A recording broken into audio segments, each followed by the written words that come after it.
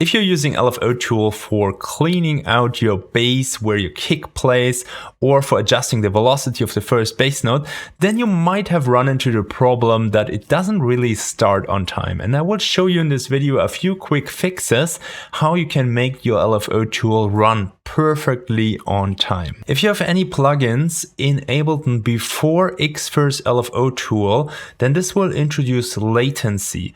And there's a problem with pre-delay latency compensation in Ableton and some tools like Xfer LFO tool, and then the wave doesn't start where it actually correctly starts. Why this actually happens is because some plugins take time to process the signal, and usually they communicate this to the DAW. So for example, a plugin says I need 300 samples of time to process the audio signal, and then usually the DAW adjusts for it, but it doesn't really work on all the plugins, and LFO tool from Xfer Records is one of those which has problems with it if you have any plugins which introduce latency before. So first of all, you can see how much latency each plugin is producing. Once you hover over a plugin, you see that this plugin has 320 samples of latency. If we would have 2 of those plugins, then you would need to group them to see that they have 640 samples of latency. This is even true if you put the plugin off. So that's really important if you use a tool like this, because now you can see our notes, which are actually supposed to start here on the lines, get shifted backwards in time. And there's different ways how we can adjust for this. So the easiest one is, if we type in -640 here, we should be on the grid again. But there comes a catch with that. This only goes to -4096 and +4096. And if you're interested in getting this kick and bass and groove for your own track, I offer templates on BeatStars, which you can use to create your own tracks. So maybe kick and bass and groove is not yet your strength, but you have very good ideas for melodies and tracks, and you don't want to spend all the time doing the nitty-gritty work, then you can download those templates and use them for your track as a Kickstarter. Also, by buying these templates, you support my channel. That helps me really a lot to make these videos for you.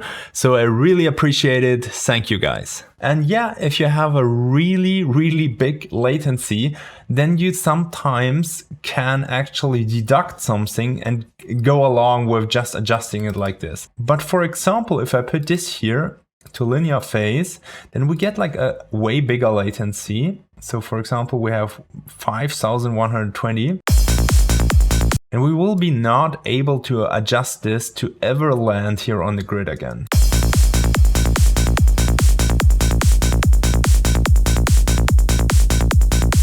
If this video helped you, then please give it a like, because that helps me to spread this video to more people and also to make more videos like this. I will show you first a quick and dirty fix, and then I show you a little bit more sophisticated way, which also has its downsides. So let's assume we have something like this, that we want to cut the bass completely out from the first 16th note. On the second 16th note, we want to just lower the volume a little bit.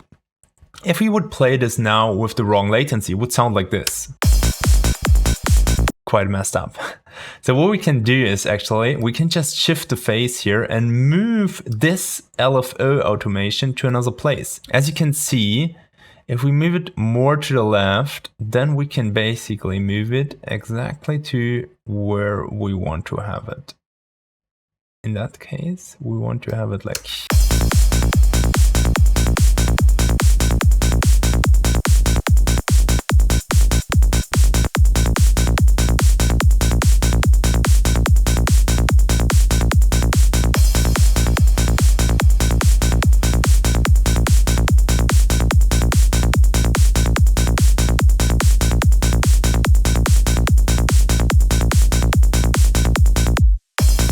And then you can still move those points to make it nice.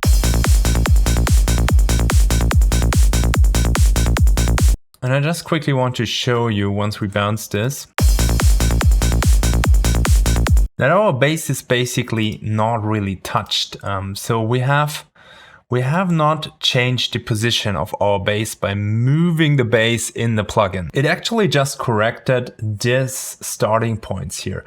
And I think it's a very, very good solution you can do, but I want to show you one which I think might be the better one. If you haven't subscribed to this channel yet, then please hit the subscribe button and the bell notification. That helps you to not miss any of my future tutorials. So the more clean way, in my opinion, is to trigger it with an external MIDI signal. And there's two ways how you can do this in LFO tool. The first one is we can basically put here note retrigger so that it will retrigger whenever we play a note. The second one is we can put it to envelope mode. So basically it's running like an envelope as long as we are playing the note. So both are, in my opinion, valid. I'm using more the envelope mode, to be honest, but I think that's not a real difference for our application here. What's really important is that you create the MIDI trigger signal as long as you have set the rate in here. So you don't want to put it on retrigger and then put like 16th MIDI notes in it, because then you will retrigger it all the time. So what we do is we open up a new MIDI channel, we create a quarter note. It doesn't really matter in which key. I like to call this clock 1/4 because maybe you have like a mid bass section, and then I would use like a second LFO tool to trigger it if you want to do that. And you have longer bass notes, for example. Then we just put it on all of our track here. Maybe make it even a little bit longer just to be sure that if you put something in the end here that you don't miss it. And once we have set up this, all you need to do is to put the external instrument in your channel. And why the external instrument? Because then you can use this channel to trigger as many plugins, as many LFO tools or shaper boxes or whatever tools which you have problems with. And you just group this, you name this, for example, LFO bass. And then we send our MIDI to our bass LFO tool. That's simple.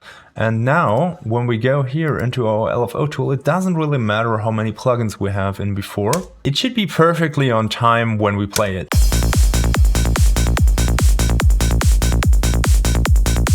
Just a little tip, it's not really part of this video, but if you do those clean outs, a lot of people forget to add like a little fade here in the end so that you don't have a click. And I also would recommend you not to put the things exactly on the line. I mean, you can just start like a little bit earlier and you avoid accidentally cropping that click here. And I don't use like points here. I also bend this to make it like a little bit more smooth, which I think all adds up in the sound in the end. If you want to learn more about latency, then you can also watch my video in which I show you how to exactly put the latency in Oscillo Megascope. And there's a few more tricks I show in that video, so you might want to check it out.